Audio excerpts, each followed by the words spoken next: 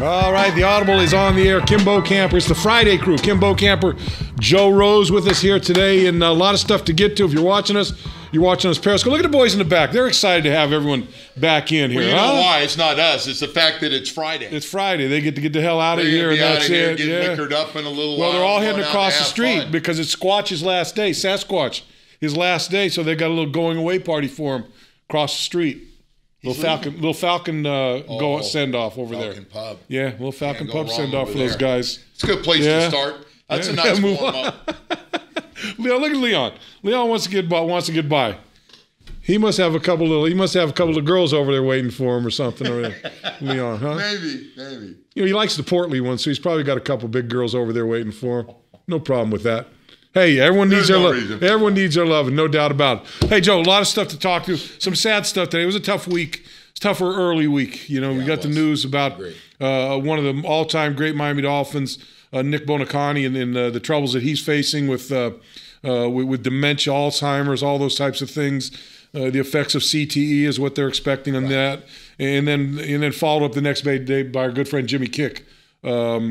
Who's been a very good friend of mine for a long time. I know you've done a lot of stuff with Jimmy, a good guy, and he's facing the same situation. And it's tough, Joe. Tough to see guys that you played with or grew up around, or for me and for you a lot. I mean, growing up and Nick Bokamper, Jim Kick. When we were in high school, Joe. That's when those guys. That's when we were watching. Man, those were the guys. Yeah. Man, they were. That was a 17-0 team. They went to the Super Bowl 71, 72, 73, won 2 out of 3, and so those are guys we grew up with. Right. And to be fortunate enough to become friends with those guys over the years, and then see them go through this, Joe.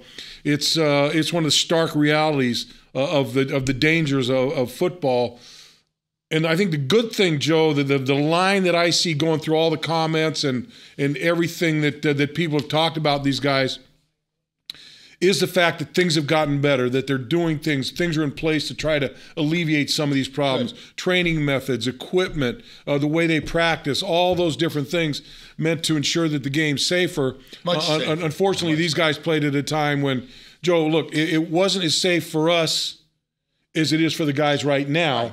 And it certainly wasn't as safe for them as it got to be for us. No question. It's a generational thing. So, it's a hard thing to see. And we lost Earl Morrall a year or so ago. Same type of situation. So it's tough to see. And I know a lot of the fans out there that have followed this kind of feel the same way. But I just felt compelled to say something to them, let us know that we're thinking about those guys and know how important it is for everybody, not only in this organization, not only Dolphin fans, but fans of the NFL and fans of football in general. I thought S.L. Price, if you haven't seen the story for some reason, that's SI.com, or if you get your Sports Illustrated magazine, which is out either yesterday or today. It's got a great article on both guys. Yeah, so good stuff. Yeah. So anyway, we wish them the best, and we'll do everything we can to certainly help those guys out and get around. No doubt about that. Hey, Joe, some other things to talk about. We had a chance to talk to Adam Gase a little bit ago. You and I had a chance to kind of pull him aside and talk to him a little bit. And I think the good thing, I think the thing that was interesting to me was just a conversation about where he is and where this football team is today, compared to 365 days ago and where they are when he was a new coach. Didn't really know the players, didn't know what the players had in game time situations, and talked a little bit about how far this team has got, how much further ahead they are. But Joe, he talked about the smarts in this football team, and you had talked about it a little bit with the rookies coming in last week when you met with the rookies for the media thing. Also talked to who was else? John Kajemi interviewed a lot of the rookies. He said the same thing. How much he was impressed with the attitude of the players, the rookies that came in, how smart they were, how far ahead of the game they were, and just about where this team's at right now. And I know I got a good feeling talking to him about that. Well, I did, because being a smart team, he thinks they'll make more plays. They'll be where they're supposed to. There'll be less mental mistakes, which will lead to a lot better football and more potential big plays. And then the second thing is they came back hungry. He liked that. You go to the playoffs. Hey, we made the playoffs last year. And he saw after the way they lost to Pittsburgh that a lot of guys weren't real happy with that, and they're working hard, and they realize they're looking at the talent around them and say, hey, we got a really good team. So I like a lot of things, and he's had a year to kind of clean things up that he didn't like with his football team and start working on those things this offseason. You're around Adam Gase, you get fired up. Like Adam Gase is just he's a cool, energetic guy that you want to play for, Bo. Yeah. And look, you know what the thing about him is, Joe, there's no question he loves the game. He loves that interaction between being a play caller and that defensive coordinator. It's a chess match for him. Loves it. And he lives for that and loves that kind of thing. He loves the game. And you can see talking to him, Joe, he loves the challenge of getting this team better too. He loves the challenge of going out and challenging guys. You know, they're out on the field now during their OTAs with these guys. Now the coaches, after a week of phase one of the offseason where they couldn't be out there, now they're out there, and he talks about how the guys are working, how hard they're working. I tell you, the other thing he said, Joe, that surprised me was how good a shape these guys are in. You know, he said Dave Paloka, who we had in here on the program not too long ago, the strength and conditioning coach for the Miami Dolphins, he had to accelerate the program because he said these guys came in such good shape that I was kind of behind the curve when these guys got started. And so kind of put them on a faster track, if you will, to their conditioning and strength. And again, it's just a sign that these guys aren't taking what they did last year for granted. I agree. They've gone out during the offseason. They've worked hard. They've prepared hard. They're ready for these OTAs. They're ready for mini camps. They're ready to get this season going. And I think all those things put us miles ahead of where we were last year on this day. I think it's a motivated group, and it's going to be fun. I know the schedule, and everybody looked at the schedule, and it's tough here and tough there, and Las Vegas got the Miami Dolphins, the over-under at 7.5. I think all that stuff just leads to a more motivated team. I think it's going to be fun to watch, especially, Bo, on offense, where I look. He's got Julius Thomas in, a guy that he loves. He gets one of the better blocking, Anthony Fasano blocking tight ends with all those guys all coming back, young, dumb, and ready to go, man. It's going to be fun. Yeah, Julius Thomas, another guy. I mean, you just think about his days that you saw him, certainly in Denver. Right. Didn't see much of him in Jacksonville. You don't see much of anybody when they're playing in Jacksonville. It's kind of the black hole of not the Raiders' black hole, but the black hole where you go never to be heard and seen from again up there in Jacksonville. But boy, you think back to the days where Julius Thomas was running the seam routes and over in Denver and making guys miss and then running past guys, and if you get a good percentage of him back, I think that's a huge lift for this football team, especially down that red zone, man. Yeah, and flex him out, get him one-on-one with safeties where he can run a post or a quick takeoff there, a corner out. I mean, it's going to be fun, Bo. I can't wait to see what he's got left in the tank. I know Adam Gase thinks he's got a lot left in the tank, so we'll see. Yeah, Joe, it's funny. It's now's the time where next OTA, the rookies should be coming back. I think the media will be allowed to go in and watch some of those practices. I believe that's the way I understand it. And next thing you know, we'll be in mini camp and training camp right around the corner. I don't know about you, but I'm getting the itch, Joe. I'm getting the itch, especially after sitting with the coach, talking to him a little bit. I'm getting the itch to get back and see these guys and see what they can do. Like we're sitting in a chair, he can't sit still. Yeah. Like he's got to stand up, and he's moving around. And I was kind of looking, and he just – he just goes and goes and goes. Yeah, well, look, he's excited. I know the players is that caffeine, Bo, or is that just a natural high? I think he's just strong by that guy. But you know how it is. It's that time of year. Everybody's like, all right. They're back. We've had enough of that. Back. We've had enough of the other stuff. And baseball season's kind of, it's there, and the NBA finals are here. But it's about time to start. How's our team look? It's about time to start sniffing the football in the green grass a little bit more down here. No question. Let's go ahead and take a couple questions along the way. Roach Coach 15. God bless Kick and Nick. I can't say anything more than that. Two good guys, two solid guys, and man, you think about Nick Bonacani, the stuff he accomplished. First of all, with getting his law degree while he's playing with the Boston Patriots at the time, to becoming the head of U.S. Tobacco, president, the president of U.S. Tobacco, sports agent. I was one of his clients, sports agent, and then he starts the Miami Project to cure paralysis. Which has led to Sylvester cancer and everything they've done there. $450 million, some ridiculous $450 million. Remarkable what he's done there. Has done more with his career after, I mean, and that group, by the way, overall, we talked about this morning. It's been a real successful group for younger people out there might be watching us right now. The 70s Dolphins and those teams, real successful group of guys. I got to tell you, I remember coming in, walking into the locker room, and Nick had actually retired. Nick Bokamper had actually retired. And then I got hurt. We had 2 other linebackers get hurt, so they brought Nick back for another year. And that's the first time I met Nick. And when I saw Nick, I go, you got to be kidding me. That's Nick Bokamper? Right. Tiny. Yeah. Tiny. I mean, 5'9", 220, 5'10", 220. Yeah, not much. Wow. But, man, hit like a ton of bricks. Right. And like Dick Anderson, Jake Scott, Vern Denherter, Manny Fernandez, Doug Swift, smart, football smart. Where they were supposed to be in a Bill Arnsparger defense, which if you were dumb, you couldn't play in it, right? No, well, I don't know. You did okay. I was dumb. They covered up me. I didn't know where the hell I was going half the time. I just running around. No, you did okay, running around like a knucklehead. Hey, no, man, there ain't no dummies in Bills. You didn't know what you were doing with Bill Arnsparger. You were in big trouble. At Fins Up Miami, Bo and Joe, do you think Taylor and Gottschall will be good rotational guys with Phillips? I think what they would like those guys to be right now, right out of the box, is a fire under Jordan Phillips' ass right now. Agree. And get him say, hey, you got to play. We've seen you do great things. We've seen you do crappy things. We need to see you do more great things consistently. And I think these guys, they like these guys to light a little fire under his butt. Well, I tell you, Jordan Phillips, one of the hottest names this offseason, because you see plays. I call him the big T's. Yeah. You see plays where he dominates. Yep. And then you see those plays where he disappears and things open up and he gets freelancing and gets pushed way too far out for a big guy. But athletically, to have all that talent, boy, they're crossing their fingers that he comes in. But you're right. These 2 young guys, if that didn't send a little message in the 5th and 6th round, Bo, then nothing will. Yeah, no doubt. And these guys, everyone I've talked to said these guys are hungry. They want to come in, get some playing time. All these guys and get some time in there. Get playing time. They know the playing time's there, man. A hot day in September.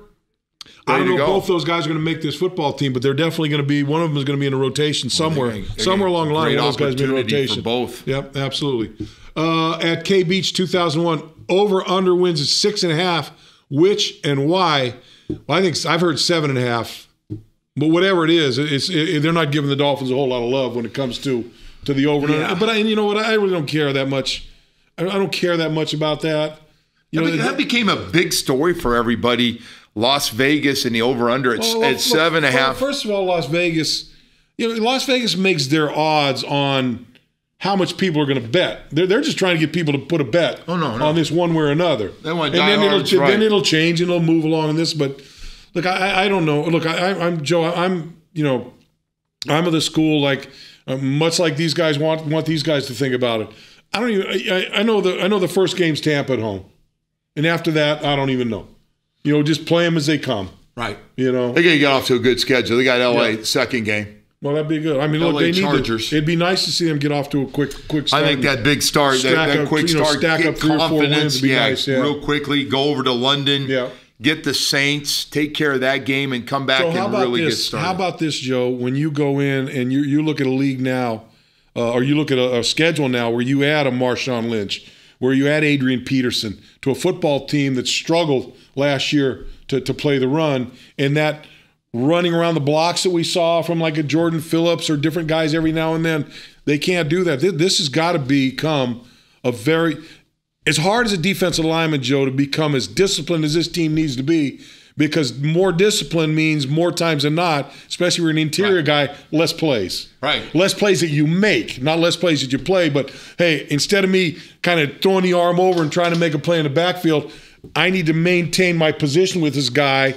and force the ball one way or another before that guy to make a commitment. That's the discipline they need to get back to. Well, the number that's popped up, and one of the reasons you just talked about why this team is 7.5 over under in Vegas, Bo, I think is a defense, a run defense. 140 yards, 4.8 yards per carry they allowed. just the numbers. Bo, if we're talking about that again this year, it's going to be a dogfight. It's going to be, you're putting a lot of pressure on the rest of your football team. You're playing catch-up. You're on the sideline. You're talking about long drives. Time of possession gets lopsided in favor of your opponent. So I think all those things come into play in that number. Defense got to get a lot better. Yeah, the one thing I don't doubt about this football team, I don't doubt that they've got the players to get the job done, but they've got to have that mentality that, sometimes, football on both sides of the football is a little give and take. I'm going to give up a little so that you can make a play. Because at some point you're going to be asked to give up a little bit so someone next to you can make a play. And you got to be willing to play that way to be successful on both sides of the football, because it's not an individual game. Look, it's 11 individual battles on the football field virtually every series or every snap. One guy does his own thing. One guy does his own thing, and it breaks everything down. Off. Same on offense. Guy can screw it up quickly. Yeah. At K Beach 2001. Oh, we got that one done. At the Alex Johns, lock up Landry long term. I don't think there's anybody, Joe, that doesn't think that's going to be done. I think that's a fait accompli. It's just a matter of time for Jarvis Landry. And look, Jarvis he's got to clean his game up a little bit. There's some things he's got to clean up in his game. But the one thing he doesn't have to clean up is I think that guy's the heartbeat of that offense. I agree. And he's the guy that pokes the bear. Gets it going. He's got the attitude of a defensive lineman or a linebacker. He's tough. He'll run over a linebacker. We'll see it again this year. They're going to get that deal done. I don't want fans worrying about that. I'll be shocked unless Jarvis Landry wants some ridiculous number, he and his agent, and he's standing by it. But he's going to get paid. I expect he'll be here a long time. He's a young guy, and he's really important to this football team. Joe, the other guy I'm looking at is Devontae Parker. Just seeing, man, can you get 16 games out of him at the level that we saw when he was at his best this last season? Gosh, yeah, you get somebody like that. He was taken high in the first round a couple years ago for a reason. He can go up and get it. He's got good hands. Bo, do you remember him having a lot of balls on the ground? No, I don't. No, he's got great hands. Had 3 or 4 called back where he made great catches. So I'm really looking forward to there. I think if you're looking for one guy that's going to make a big jump from last year to this year, I'm going to go ahead and put Devontae Parker at the top of that list. Yeah, I'd like to see. To me, Joe, from what I've seen of Devontae Parker, he works as hard as he needs to work. I don't see any reason why this guy can't be a Pro Bowl type guy. I really don't. The only question I'd be if he doesn't, they're going to have to get the ball to all those guys. There's a lot of footballs, and you got tight end now. Yep. Ryan is going to have to do football management, passing management with this group. He's going to have to be an SOB in the huddle. Oh, yeah. Shut up. I'll get you the ball when it's your time to get the ball. I didn't forget about you. Get your ball. No, don't be. You can talk to Marino about that. Marino had so much. I sat in the huddle. I could seriously, you could almost do a comedy on Marino in the huddle with Clayton and Duper screaming, look at who's covering me over there. Man, you got to throw me the right. That guy couldn't cover anybody. You got Nat in there. You got Tony Nathan. And the clock's running, and Danny's getting it from every angle from everybody who wants the football, and he finally goes to Dwight. Danny just goes, get open, and I'll throw you the damn ball. Shut the F up. Shut up. Just do it. We'll get everybody the ball. Calm down. And then back out they go. It was classic. Yeah. Well, that's you like to see a little more of that fire in Ryan Tannehill. Although I tell you what, the guy is a stud, man. You talk about a guy taking a beating and just keeps on ticking.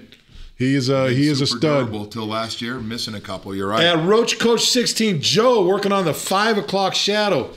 Is it for the ladies? Yes, he's a for the ladies. I've noticed a lot of young guys are going to that. Have you noticed that, Bo? They're all going that 2 or 3 day growth. Yeah. And so I tried it. I did it for a while.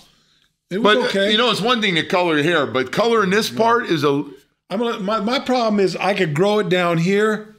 I ain't growing nothing up here anymore. I can find you something for that. No, well, you know what? Believe me, every time I go in to get my hair cut, I ask the barber, my man Jimmy. I said, Jimmy, is it the day? What do you mean? I said, the day I shave it all off? No. We got a little time for that. Have you? Would you do that? Look, I got nothing left. Look at that. No, you're fine. Hardly anything left up there, man. You're doing good, man. I feel like I'm doing I got the old comb over. I got the Joe comb over going right now. It's nice though. It's easy. You take care of it easy. It's like shit. It's not nice. It's like I'm 80 years old with this thing. I feel like I'm almost Phil Silvers-esque. Hey, you're my buddy. You're cool as hell. You better stop. At Kaleska, I'm worried about not having an elite backup center. I'm with you. I'm a little concerned about that. Just with what's gone on with Mike Pouncey, and I'm not talking about an elite backup center. I don't want to go that far. I don't want a Pro Bowler backup. That's a pretty good question. Do you have a good solid backup? It's a good solid backup. You know what's funny? The other day, and I thought it was someone asked me the question, what about Nick Mangold? He's still out there. Would you be interested in him? You better hurry. He's still rehabbing. And Baltimore's teams are going to, as soon as he can pass the physical. Who was it? Or New Orleans just lost their guy to an injury. So I mean, a lot of people think. But look, I mean, Nick Mangold. I mean, if he came in at a reasonable price, I could live with that as a backup. I think they like this group. I'll give you a position though. If there is going to be a fill-in position with a veteran player, defensive tackle would be my choice. If one guy has to come in, there's a bunch of guys. I saw Paul Soliai working out yesterday at Vista View over there talking to the big fella. He wants to play. Yeah. You know, the problem with a guy like that, and I remember when he was here and when he was playing well, I'd stand on the sideline doing a sideline, and half the time I'm looking, he's standing next to me. You know, he does his job and he's out of the game, which is tough for big defensive tackle. At King Adlin, Clyde said J-Train has been working on his receiving. What element will this add to his game? I think I don't have a problem with Ajayi catching the football. He caught a ton of balls at Boise State. Boy, no, we're under the microscope with every player. I think he caught a ton of balls at Boise State, so he knows how to catch the football. I think it's something they're probably going to do. I see opportunity, especially on first and second down. Where it looks like it's a running situation where he's going to get isolated one-on-one, Bo. They almost hit a couple last year. You look at what you can do. You can go into a base offense with your two receivers and your tight end now, and Jay Ajayi, and you can flex that tight end. You got Jay Ajayi coming out of the backfield. It's like running a three wide out of a base formation. You know, they got opportunity. What I like about the number of different positions, the number of different receivers and the different people they got. Even take Jakeem Grant. If Jakeem can catch, if he can convince them that he can catch punts, and you can plug him into a scheme every now and then coming out of the backfield, that gives you a lot of opportunities. They've got a lot of guys that can do some different things, but they like in Jakeem's case, first of all, he got to convince him that he can catch punts on a regular basis. He's under the microscope now. He put in a lot of time this offseason, had his punter fly down and meet with him and punted the ball and said, hey, kick him. I want to catch as many as your leg will allow me to. But that's the first thing, Bo. Before we get to any of the receiving stuff, if he can't hold on to the ball and they can't trust him, then they're probably not going to keep him. He leaves 3 punts on the ground during the preseason, Joe. I don't know if he makes his team. Yeah. You know, and that's we're talking about a guy that is a threat when he does catch it to take it to the house. At a man called Jane, how many games do we get out of Pouncey this year? That's a great question. That's a multi-million-dollar question there. Bo, can he stay healthy? He's whatever was done. They're saying it's not a big deal. Just getting some more stuff done. But Joe, let me ask you this: 16 games. When's the last time you saw a guy at any position, much less center, offensive line, that's gone through 3 hip procedures and still play? I mean, I don't remember guys. You know, I know a lot of guys afterwards that had hip replacements or had hip issues or whatever. But while you're playing a hip injury, I just don't recall that many of those. I'm with you. I would take 12 games if you could get that out of Mike. Anything after that is a bonus. But hey, listen, for the diehard fans that follow this, I'm with you. Just what's happened to Mike and knowing it's the hip, you better have somebody ready to go, and that person better be treating it like I could be going in any play. It's kind of uncharted territory there for Mike. Look, and there's no question that this team is a lot better when Mike Pouncey is there. When Mike Pouncey was playing center. Oh, yeah. And A. Ordonez, 94. Bo and Joe, what do you think of Brady being on Madden 18? I didn't know he was on Madden 18, and I really don't care. He's 40 years old this year. And the Dolphins looking as well as he's coming off one of the great second halves by a quarterback after looking real shaky in the first half, the way they finished with that great comeback But Bo, it's got to get back. Whoever's playing him, you Get can't him moving. You got to knock him down. Yeah. If he's comfortable back there, you got to hit him. You got to hit him. Well, Joe, look at the first half against Atlanta. They put pressure on him. Oh, yeah. They made him uncomfortable back there. He wasn't throwing the ball the way he normally throws the ball. And then as soon as they got a little momentum going, the game changed and he got going. He became Tom Brady. Yeah. Tom Brady. I don't see any decline. I don't either. In Tom Brady. I never seen a 40-year-old look this good going into this season. Yeah, no. And missed 4 games last year. Yeah. And there was debate whether he should have been the MVP. Joe, you want to talk about this? You want to go back to that number that you threw out for the Dolphins, 7.5 games. You know what the New England's over-under is? Was it 12? 14. Their over-under is 14. Is it really 14? Yes, 14 games. Wow. So if that tells you what, if you believe what Las Vegas said, that's what they think of New England. At Jolie Tony, do you have any comparisons you can make of Shula and Gase? A little premature, a little early on that, but I didn't know Coach Shula as a young guy. Yeah. One thing about you know where you stand with both guys. Yeah. That would be the one. Neither guy is afraid to tell you how they feel. Yep. Whether it's a media member or a player or a coach. The communication skills are real good. Yeah.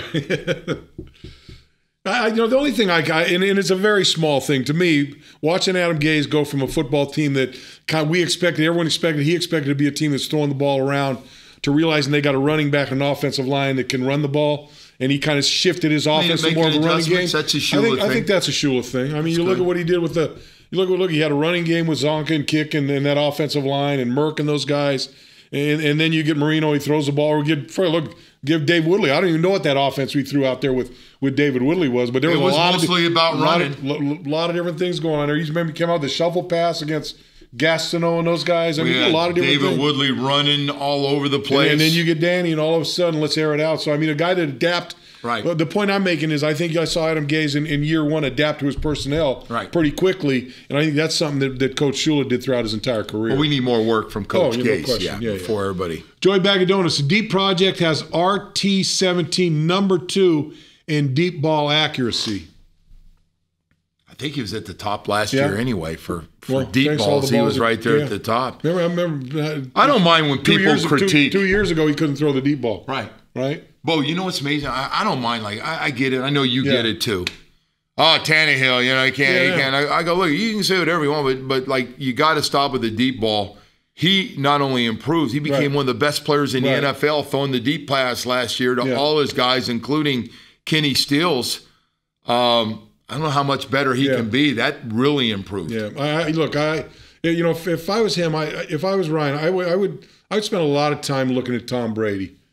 Not for any other reason, but this guy never throws a ball further than 10 yards. He's not throwing the ball down the field. No. And look at this. If you want to put credence on the deep ball, Ryan number 2, find out where Tom Brady was on throwing the deep ball.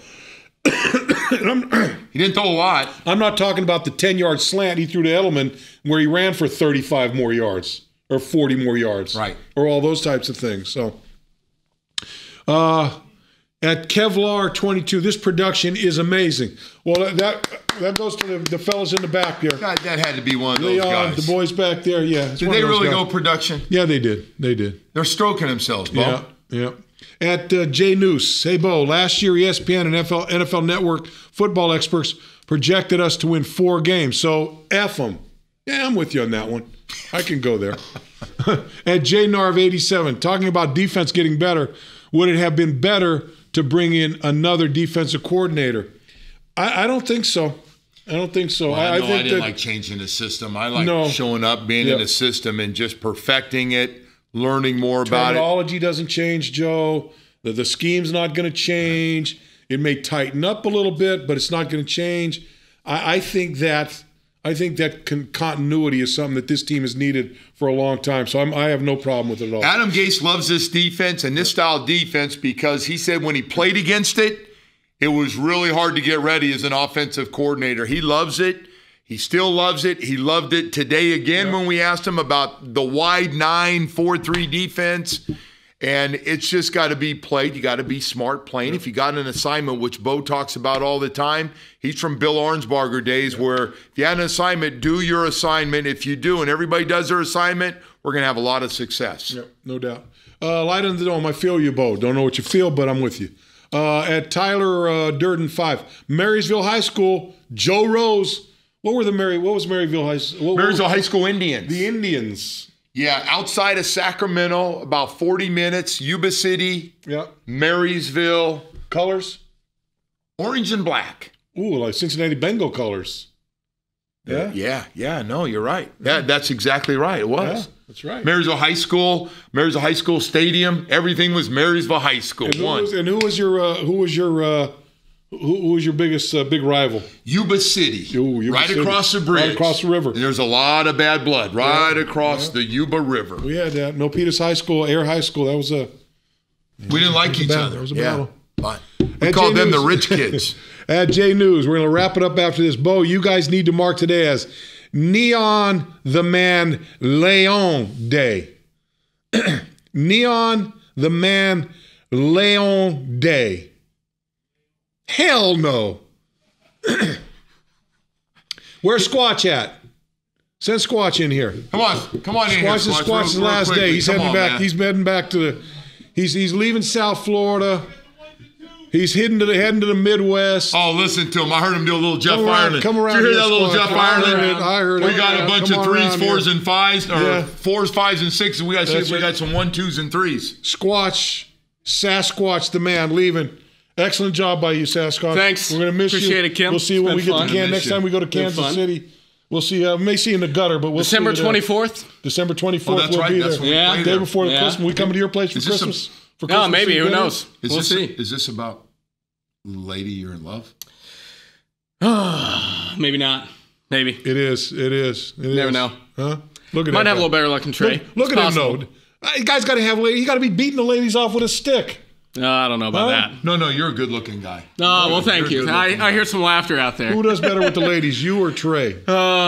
Really? Yeah. You have to ask? No, I don't. Oh, no, I know. I think you kick his ass every I was just day. looking for reinforcement. It's not even close. All right, it's been a pleasure. Appreciate it. All right. Appreciate it.